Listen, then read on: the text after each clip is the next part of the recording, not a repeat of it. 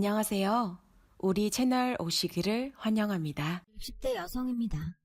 제 나이 때쯤 되면 사연 없는 사람은 아마도 없을 것 같네요. 그만큼 인생이 마음처럼 그리고 생각처럼 사라지지는 않는 거겠죠. 저도 예전에 그리고 얼마 전까지 사는 게 왜 이렇게 내 마음 같지 않고 힘들까 하며 신세한탄을 하곤 했어요. 저는 형제 많은 집에 장녀로 태어났어요. 장녀는 살림 미천이라고 하죠. 그래서인지 집안의 가장 큰 어른인 할머니도 그렇고 친정 부모님은 저에게 그렇게 집안일과 밭일 그리고 동생들 돌보는 일을 아주 당연하게 시키셨어요. 그러면서 저는 딸이라 시집가면 남의 집 식구가 된다며 학교에도 잘 보내주지 않으셨는데요. 할머니와 아버지는 제가 학교에 가면 육성회비를 내야 하니 그 돈이 아깝다고 대놓고 말씀하실 정도였죠. 제가 장녀로 태어나고 싶어 그런 게 아닌데 어린 마음에 저는 저의 처지가 싫고 억울했어요. 저도 학교에 가고 싶고 친구들과 놀고 싶은 어린 애였으니까요. 그래서 저는 10살이 조금 넘은 어린 나이였지만 무조건 이 집을 탈출해야겠다고 생각했어요. 줄줄이 딸린 동생들이 마음에 걸리긴 했지만 계속 이렇게 살다가는 좋은 시절을 이 집에서 다 흘려보낼 것만 같더라고요. 그리고 저의 이 바람이 하늘에 닿았는지 제가 20살을 얼마 남겨두지 않은 추운 겨울에 우연히 기회가 찾아왔어요. 어릴 때부터 한 동네에 살던 저보다 3살 많은 언니가 있었는데 그 언니가 그때 인천의 한 공장에서 일을 하고 있었거든요. 이미 저의 처지를 아는 언니는 제가 원하면 차비를 빌려줄 테니 인천으로 와서 자기와 함께 공장을 다니자고 했어요. 저는 초등학교 졸업을 하고 선생님의 설득으로 중학교에 가긴 했지만 졸업도 제대로 하지 못했고 또 고등학교 진학은 아예 하지도 못했기에 공장 같은 회사에 취직이 될까 걱정이 되었는데 언니는 그런 건 하나도 문제가 되지 않는다고 했고 저는 언니의 그 말이 저를 여기서 구해줄 동아줄 같았기에 고민 없이 야밤에 도망치듯 집을 나왔어요. 도시에 가서 돈을 벌고 싶다는 편지를 한 통 남겨두고요. 당시에는 지금처럼 핸드폰도 없던 시절이라 부모님은 집을 나간 저를 찾을 길이 마을 파출소에 신고하는 것을 빼면 아마 없었을 거예요. 그래서인지 몇 년이 흘러도 집에서 저를 찾는다는 소식은 들려오지 않았어요. 씁쓸하지만 오히려 잘 됐다고 생각하며 인천에 온 이후로 조금씩 집과 가족을 잇고 저를 위한 삶을 살자고 생각했죠. 먹고 싶은 것을 사 먹고 갖고 싶은 것을 살 정도는 벌었기에 저는 큰 욕심 없이 공장에서 하는 일을 좋아했어요. 아무런 대가 없이 하는 집안일에 비하면 공장은 참 좋은 곳이라는 생각이 들었거든요. 그러다 함께 살고 있던 언니가 연애를 하기 시작하더라고요. 종종 언니가 애인을 집에 데리고 왔는데 셋이 있으니 좀 민망했죠. 그래서 종종 자리를 비켜주게 되었는데 그게 언니의 마음에 걸렸는지 어느 날 저에게 언니가 애인의 절친한 친구라며 남편을 소개해줬어요. 남편은 공고를 나와 그래도 사무직 일을 하는 청년이었고 저는 그게 무슨 대단한 회사원처럼 보여서 남편이 참 멋있어 보이더라고요. 저보다 6살이 많은 남편은 그런 제가 귀여웠다고 했어요. 그래서 저희 둘은 1년 조금 넘게 사귀었고 남편이 결혼 이야기를 꺼내자 시댁에서는 거의 고아나 다름없고 가방끈도 짧은 저를 며느리로 받아줄 수 없다며 심한 반대를 하셨었죠. 남편은 그런 반대에도 불구하고 이렇게 청혼을 해왔어요. 미안한데 결혼식은 나중에 하고 우리 혼인신고부터 하고 같이 살자. 우리 애기 낳고 잘 살면 우리 집에서도 어쩔 수 없을 거야. 그래도 어떻게 그래. 내 말 들어. 우리 집 허락 기다리면 우리 결혼 못해. 그리고 결혼식을 하려면 당신 집에도 알려야 할 텐데 당신도 그거 싫다며. 우리 식구들만 불러서 할 것도 아닌데 우리 그냥 아까운 시간 그만 보내고 같이 살자. 저는 남편의 말에 넘어갔어요. 어린 나이에 집을 나온 뒤에 친한 언니와 함께 살기는 했지만 마음이 많이 외로웠거든요. 남편을 만나지 않았을 때는 그것도 사실 잘 몰랐는데 사랑하는 사람을 만나니 다시 혼자가 되는 건 무서웠어요. 그래서 저는 남편과 혼인신고를 하고 단칸방 방지와 월세에 별거 없었지만 거기에 신혼살림을 차렸죠. 그때가 제가 살면서 가장 행복했던 날이었던 것 같아요. 그 뒤 얼마 후 저는 임신을 했어요. 남편의 권유로 다니던 공장을 그만두게 되었어요. 그리고 전업주부가 되어 아침에 남편을 출근시키고 없는 살림이라 시장에서 가장 싼 식재료를 사다가 저녁을 지어 먹는데 남편과 따뜻한 방에서 함께 밥을 먹으니 천국이 따로 없었어요. 그런 천국 같은 생활에서 저는 딸과 아들을 2살 터울로 낳았어요. 식구가 많아지니 지내고 있던 월세방은 너무 좁았고 그래서 무리이긴 했지만 가지고 있는 돈과 은행에서 돈을 빌려 방 2개짜리 작은 빌라를 구입하게 되었어요. 난생 처음 갖게 된 우리 집이었죠. 이런 행복한 날이 앞으로도 계속될 거라고 믿었어요. 커가는 아이들과 은행 대출금으로 생활은 더욱 팍팍해졌지만 사는 보람이 있다고 할까요? 이게 행복이지 별거 있나? 하는 만족감으로 또 늘 감사한 마음으로 살았어요. 남편이 약속한 결혼식도 잊어버린 채요. 하지만 너무 행복해서 누군가 셈이 났을까요? 살면서 부부싸움이라고는 해본 적 없는 저희 부부에게 큰일이 닥치고 말았어요. 그 큰일은 남편의 보증이었는데요. 저는 전혀 몰랐던 일이라 놀라지 않을 수 없었어요. 여보, 이게 다 무슨 말이야? 언제 보증을 섰어?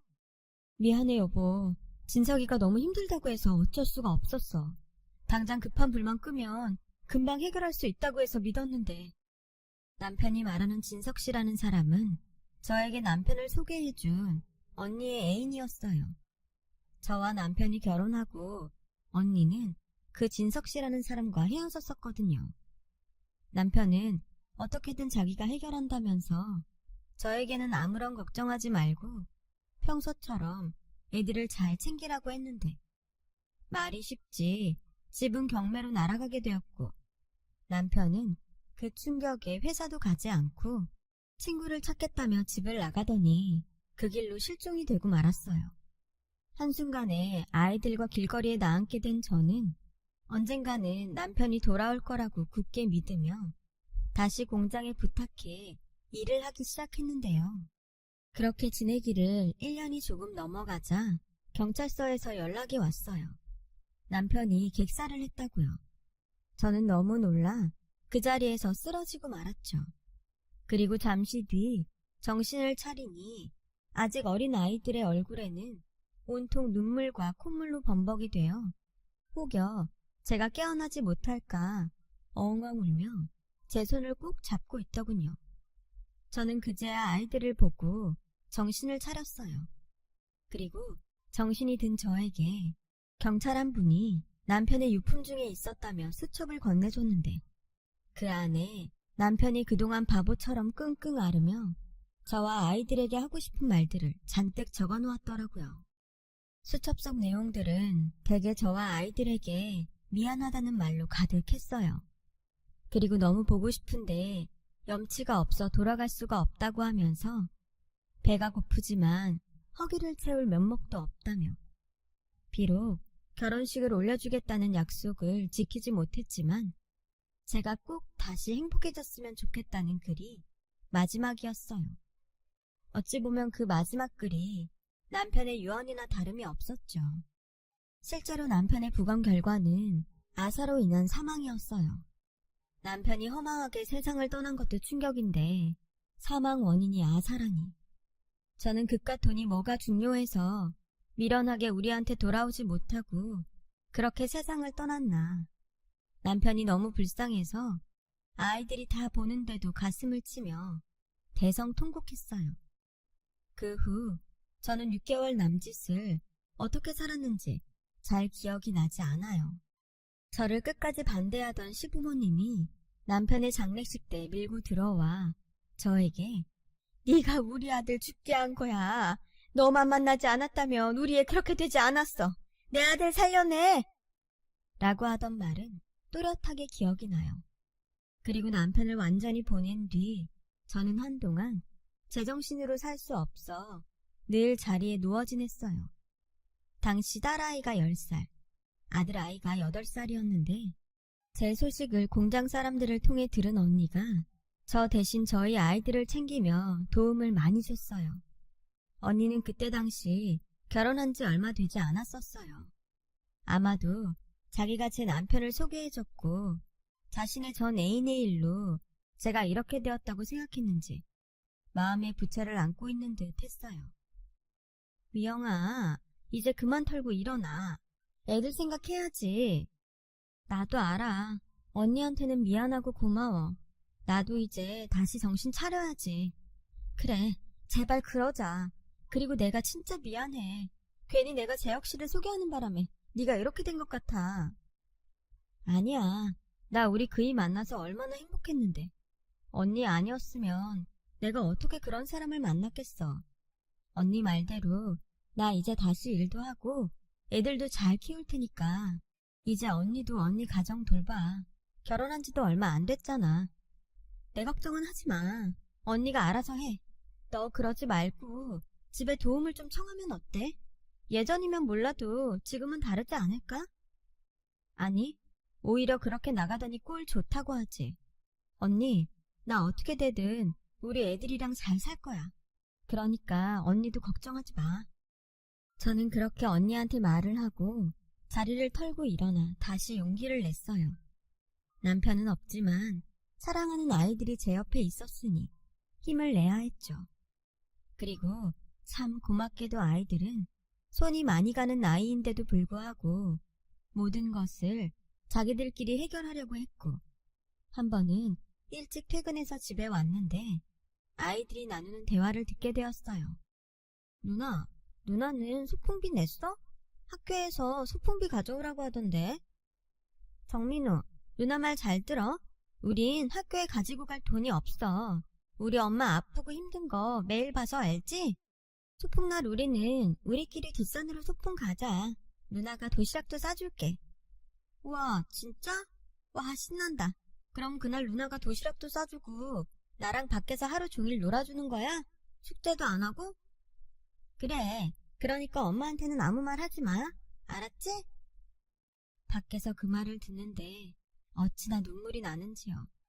그래서 그 다음날 공과금 내려고 따로 빼놓은 돈으로 아이들 소풍비를 주었어요. 제가 소풍비를 주자 아이들은 많이 놀란 얼굴이었지만 저는 웃으면서 이렇게 말했죠. 니네 소풍 가는데 왜 엄마한테 아무 말도 안 했어? 완전 서운하다. 장난처럼 아이들에게 말을 했어요. 아이들은 잠깐 어리둥절한 표정을 짓더니 곧 딸아이가 마음의 짐이 사라졌는지 아니면 소풍을 갈 수 있다고 생각해서 기뻤는지 방긋 웃으면서 학교로 뛰어가더라고요. 아들도 지 누나를 따라서 신이 나서 뛰어가고요. 그 모습을 보는데 저는 아이들에게 미안한 마음에 또 왈칵 눈물이 쏟아졌어요. 그리고 너무 빨리 크지 않았으면 좋겠다고, 너무 빨리 철이 들지 않았으면 좋겠다고 생각했는데 아이들은 저의 마음과 다르게 빨리 컸고 철도 금방 들었죠. 그렇게 청소년이 되고부터는 사춘기가 시작된 딸은 뭐든 자기가 알아서 한다며 저에게 도움을 청하지 않았어요. 남들은 대견하다고 했지만 저에게 의지하지 않으려는 딸을 보면 저는 속상했죠. 공부 욕심이 제법 많았던 딸은 자주 저에게 앞으로 자기 인생은 자기가 알아서 할 테니 저에겐 신경 쓰지 말라고 말을 했어요. 그에 비해 아들아이는 고등학교에 들어가서도 살가운 구석이 많았는데 딸은 마치 자기가 성공해야 우리 집이 편하게 살 수 있다고 생각하는지 누가 지라고 하지도 않은 가장의 무게를 혼자서 지려고 했어요. 지혜야, 엄마는 우리 딸한테 바라는 것이 없는데 왜 그렇게 무리를 해? 공부든 뭐든 엄마는 네가 힘들지 않았으면 좋겠어. 엄마, 나는 성공해서 잘 살고 싶어. 엄마한테는 미안하지만 나는 지금이 별로 행복하지 않아. 다른 애들이랑 자꾸 비교되고 그래서 어쩐지 나는 손해보는 것 같아서 짜증난단 말이야. 그래도 엄마한테 짜증내면 안 된다는 건 알아서 참고 있는 거야. 그러니까 엄마, 나 건들지 마. 엄마가 욕심이 없는 거지. 나는 모든 게 다 욕심나. 셈이 나서 미치겠어. 저는 딸아이의 말을 듣고 참 미안했어요. 딸에게는 저와 같은 장녀의 무게를 지어주지 않겠다고 생각만 했지, 딸의 마음을 거기까지는 헤아리지 못했던 것이 그날엔 한 번에 밀려왔거든요. 그래서 저는 딸이 얘기한 대로 최대한 딸을 배려했어요. 이 시기가 지나고 딸이 어른이 되면 괜찮아질 거라고 믿었죠. 하지만 욕심 많은 딸은 계속 손에 넣지 못한 것을 보더라고요. 더 위가 있다면 그 위에 올라가야 한다는 생각에 더욱 자기 자신을 몰더라고요. 그리고 고3 수능을 마친 딸은 자기가 바라던 대로 서울 법대에 들어갔습니다. 제가 그동안 모아놓은 돈과 신용대출을 받아 우선은 무사히 대학 입학금을 해결할 수 있었어요. 물론 아직 고등학생인 아들이 있고 대출금을 갚아야 했기에 생활은 더 많이 어려워졌지만 그때 당시는 딸이 원하는 것을 제가 해줄 수 있다는 기쁨이 더 컸던 것 같아요. 하지만 대학에 들어간 딸은 계속 뭐가 불만이고 짜증인지 저와 지 동생에게 차가웠고 장학금을 받아 등록금 걱정을 덜어주겠다고는 큰 소리는 쳤지만 워낙에 공부 잘하는 사람들만 모인 그곳에서 장학금을 받기란 쉽지 않은 것 같더군요. 그래서 딸은 과외 아르바이트를 시작했어요. 처음엔 학비 때문이었지만 과외비가 웬만한 사회 초년생들의 월급만큼은 되더라고요. 아들도 수능을 마치고 경기도에 있는 4년제 대학에 들어가게 되었는데 아들 학교 입학금을 모두 준비하지 못했어요. 엄마, 나 괜찮아. 군대 먼저 갔다가 군대에서 공부하고 다시 시험 쳐서 더 좋은 대학에 가면 돼. 나도 누나처럼 엄마한테 손 안 벌리고 대학 다닐 테니까 엄마는 아무 걱정 말아요. 민우야, 엄마가 미안해. 엄마가 좀 더 벌이가 좋았다면 니네들 고생 안 시키는 건데. 누나, 고마워. 누나 진짜 짱이야. 내가 평생 누나한테 잘할게. 아들은 지 누나가 준 돈을 받고 기분이 좋아서 방방 뛰었어요. 딸이 고맙기도 하고 미안하기도 해서 아무 말도 하지 못했는데 딸은 그런 저에게 할 말이 있다며 처음으로 딸과 술자리를 가졌어요. 좋다. 이렇게 우리 딸이랑 술도 마실 수 있네. 엄마, 나 있잖아. 대학 졸업하면 결혼할 거야. 뭐? 결혼? 응. 지금 나 가야 하는 집에 나보다 3살 많은 남자가 있는데 사실 만난 지 좀 됐어. 아무리 그래도 너 나이가 몇인데 그냥 좋게 만나다가 나중에 사회인 되고 해. 그게 나 로스쿨에 가고 싶은데 결혼하면 그 집에서 학비랑 다 대준다고 해서. 뭐? 너 지금 결혼하고 싶은 이유가 돈 때문이야? 꼭 그런 건 아니고 나 지금 만나는 오빠 사랑해. 그리고 그 집에서는 내가 결혼만 해주면 뭐든 다 해주시겠다고 하고 이렇게 좋은 일이 어딨어. 아무리 그래도 그렇게 결혼하는 건 아닌 것 같다. 엄마, 현실을 생각해. 엄마 지금도 그때 빌린 내 대학 입학금 갖고 있잖아. 그리고 민우 생각은 안 해? 나 지금처럼 로스쿨 가서 과외하고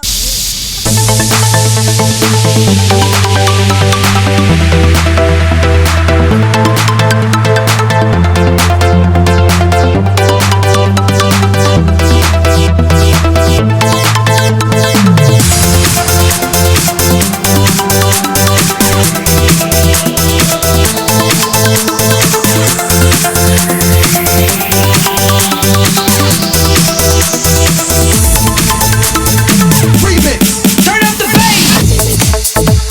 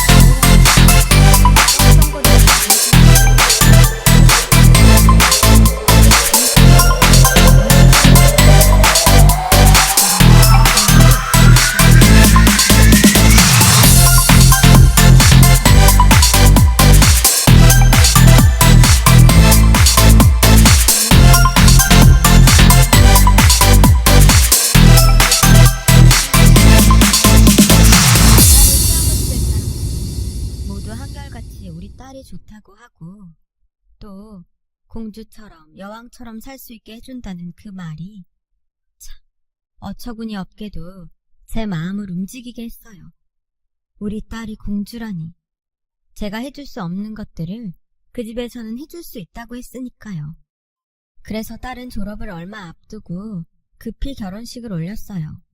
물론 비용도 모두 딸의 시댁에서 됐고 딸은 시댁이란 날개를 달고 돈 걱정 없이 하고 싶은 공부를 마음껏 하고 또 사돈의 말처럼 그 집에서 좋은 대접을 받고 사는 듯 보였죠.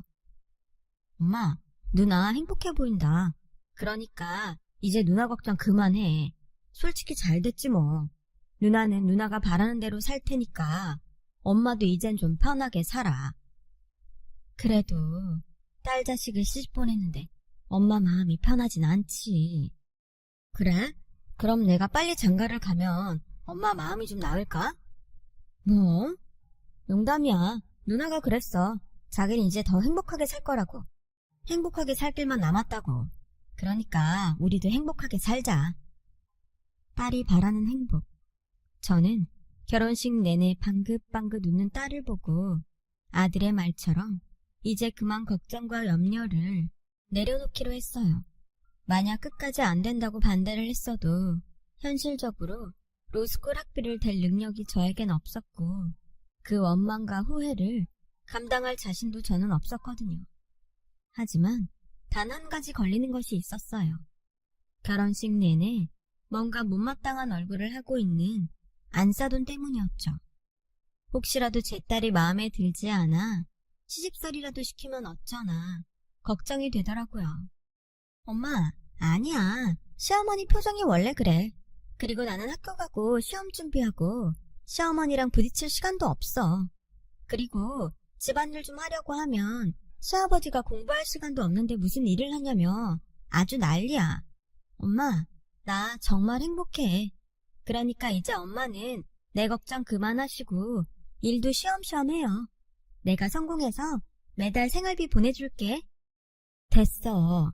그래도 며느리는 며느리야. 아무리 시아버지가 잘해주셔도 절대 기고만장하면 안 된다. 시어머니한테 잘하고, 알았지? 저는 단 한 번도 인정받지 못한 스택이었는데 그런 제가 딸에게 그런 당부를 시킨다는 것이 좀 웃기긴 했지만 내 자식이 누군가한테 흠잡히지 않고 살길 바라는 것이 부모 마음이라고 저는 딸과 통화를 할 때면 꼭 그런 당부의 말을 했어요. 그렇게 4년 후에 딸은 로스쿨 졸업을 무사히 마쳤고 대형 로펌에 취직을 해서 일을 하고 있었어요. 당연히 자랑스럽고 또 딸의 시댁에 감사한 마음뿐이었죠. 딸이 결혼하는 과정에서 시댁의 도움을 많이 받기도 했고 공부에 여념도 없을 때라 어쩐지 딸에게 집에 한번 오라는 소리를 편하게 못하겠더라고요. 그래서 4년 동안 딸의 얼굴을 본 게 10번이 채 되지 않았어요. 명절과 어버이날 또는 생일에도 딸을 제대로 볼 수 없다는 것이 제 마음을 아프게 했습니다. 그래도 졸업하고 일을 하면 좀 나아지겠지 하는 마음이 있었는데 그날은 딸이 로펌에 들어가고 첫 번째로 맞이하는 생일이었어요. 그래서 그냥 낮에 잠깐 밥이라도 사 먹이면 좋겠다고 생각했어요. 딸이 일하는 로펌 앞에서 전화를 하니 딸이 사무실에 없었어요. 엄마, 나 집이야. 오늘 생일이라 휴가 냈어. 미리 말하지. 나 오늘 생일이라고. 시어머니가 집에서 생일상 차려주신다고 했는데. 엄마, 내가 나중에 시간 한번 내서 집에 갈게. 엄마, 나 태어나게 해줘서 고마워.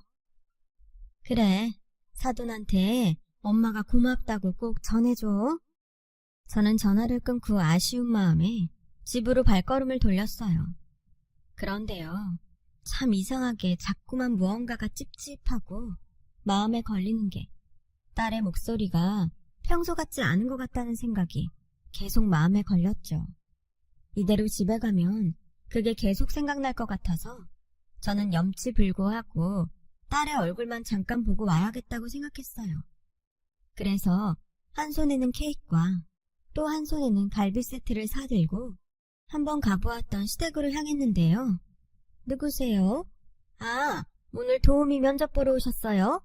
근데 지금 좀 분위기가 그런데 잠시만요.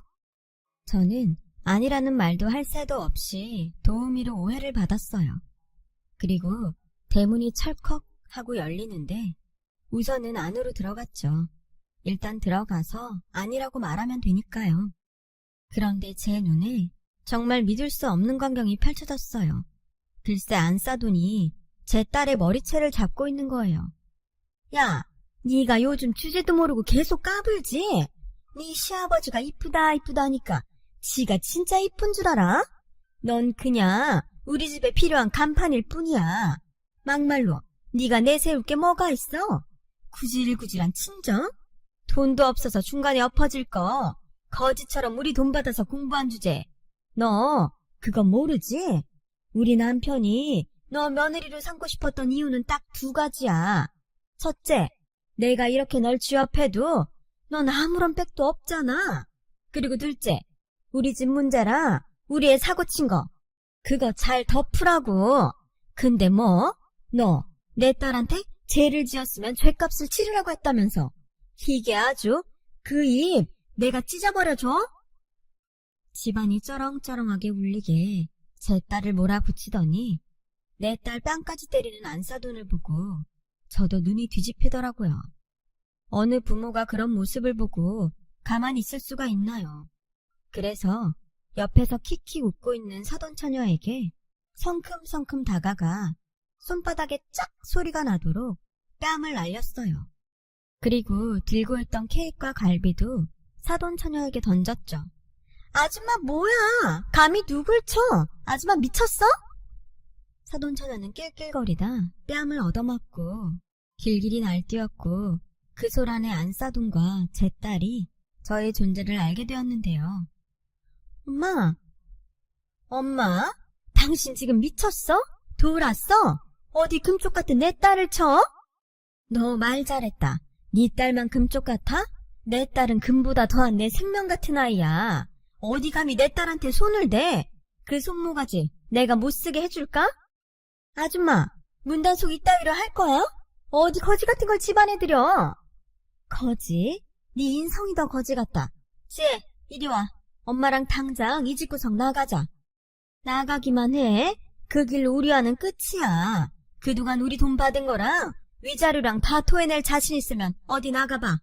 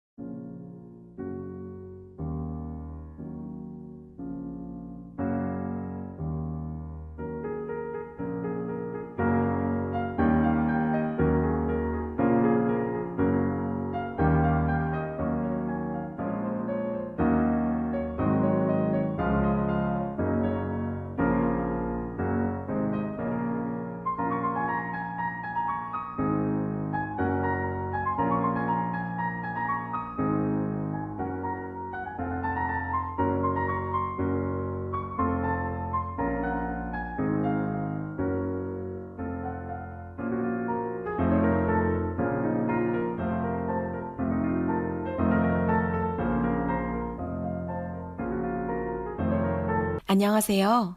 우리 채널 오시기를 환영합니다. 아, 방금 그쪽이 우리 애 친 것도 나 가만 안 있어? 내가 아줌마 콩밥 제대로 먹게 해줄 테니까 기대해. 뭐라고? 그래, 할 테면 해. 당신도 당신 딸 남한테 얻어 터지니까 열불나지? 난 내 딸을 위해서는 더한 짓도 할 수 있어. 뭐? 쥐업해도 빽이 없어? 내가 내 딸 빽이야. 듣자 하니 구린 거 많은 집구석 같은데 어디 한번 제대로 해보자고. 뭐? 저놈의 옆했네? 내가 가만둘 것 같아? 그렇게 안사도는 자기 성질에 못 이겨 옆에 있던 화분을 저를 향해 던졌어요. 그리고 제 머리에 떨어졌어요.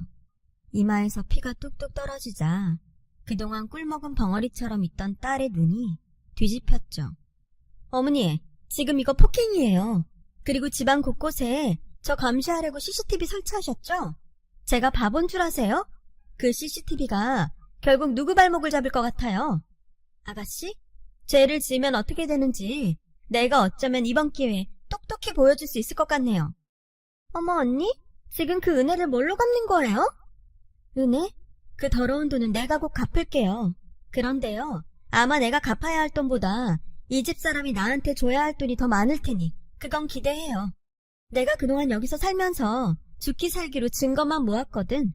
배우자가 바람핀 거, 그 바람을 피라고 두 모녀가 작업한 거, 아버님 사업 비리, 어머님 불륜, 아가씨 갑질의 폭행까지 내가 아주 한 그물에 묶어서 세트로 보내줄게요. 감히 누굴 건드려? 우리 엄마 얼굴에 흉이라도 져봐. 내가 니네들 죽을 때까지 가만 안 둬. 그렇게 저와 딸은 껍데기만 으리으리한 그 집을 나왔어요. 병원에서 5바늘 이마를 꿰매고 속상한 마음에 아무 말도 하지 않았는데 오늘이 딸의 생일이라는 것이 제 마음에 콕 박히더군요. 미역국 못 먹었지. 그 옆편네가 퍽이나 네 생일상을 차렸겠다. 엄마, 미안해요. 뭐가 자꾸 미안해. 엄마가 미안하지. 엄마가 능력이 없어서 널 그런데 시집을 보냈어. 엄마 잘못이야. 아니야. 내가 간다고 했잖아. 사실 나도 저런 집인 줄은 몰랐어. 결혼하고 며칠 있다가 사람들 얼굴이 싹 바뀌는데 이건 아니구나 싶었지만 그래도 다시 돌아갈 수가 없더라. 왜? 학비 때문에? 아니, 엄마 때문에. 엄마가 어떤 마음으로 보냈는지 아니까 엄마 속상하게 하고 싶지 않았어. 그리고 나 로스쿨 잘 졸업해서 감사하게 생각한 우리 시댁에도 내가 정말 도움이 되고 우리 집도 도울 수 있으면 그걸로 됐다고 생각했지. 가만 보니까 우리 딸이 지 생각만 하는 게 아니라 남 생각하느라 지 생각을 안 했네. 바보야, 엄마가 그랬잖아. 엄마는 아무 욕심 없다고. 그냥 너나 민우나 건강하고 행복하면 돼. 너도 잘 커주었고 민우도 다 컸고 이제 엄마는 좋은 집에 좋은 거 몸에 두르고 하찮게 살기보다 없이 살아도 사소한 거에 웃고 감사하면서 살고 싶어. 우리 딸 너무 많은 생각 말고 이제 더 행복한 일들만 생각하자. 제 말에 딸은 감정에 복받쳐서 눈물을 터뜨렸어요. 딸을 키우면서 제가 쓰러졌을 때 빼고는 딸이 그렇게 우는 모습을 보지 못했는데 그저 삶에 대한 욕심이 많은 거라고 생각했던 딸이 욕심이 아니라 삶의 무게가 그만큼이나 무거웠던 것 같아 제 마음이 다 쓰라렸어요. 그리고 3년 후 딸은 오랜 시간이 걸렸지만 이혼을 했고 자기가 받아야 할 것과 줘야 할 것을 야무지게 법적으로 정산을 끝냈어요. 그때 딸의 말처럼 딸은 자기가 줘야 할 돈보다 받을 돈이 훨씬 많더라고요. 그만큼 억울하고 힘들게 살았던 거죠. 저는 돈의 액수가 크면 클수록 마음이 아팠습니다. 큰 아픔이 지나면 사람이 성장한다고 하잖아요. 딸은 지금 작은 변호사 사무실을 꾸려서 돈보다는 억울한 사람들의 편에 서는 변호사가 되었어요. 그래서 일은 많고 돈은 그다지 크게 벌리지는 않는 모양인데 그 욕심이 어디로 가나요? 딸은 재판이면 재판, 싸움이면 싸움, 지는 법이 없는 그 동네에서 유명 인사가 다 되었어요. 재판에서 이기고 온 날은 딸이 그렇게 행복해할 수가 없습니다. 그 모습을 보면 제가 다 뿌듯하더라고요.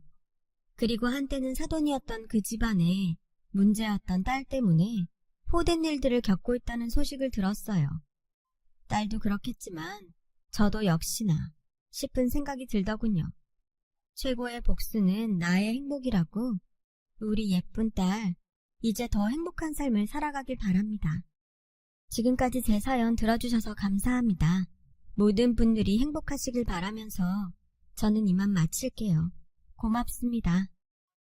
여러분, 사연 댓글에 응원과 현명한 조언 부탁드려요. 좋아요와 구독은 저에게 큰 힘이 됩니다. 오늘도 좋은 일 가득하세요.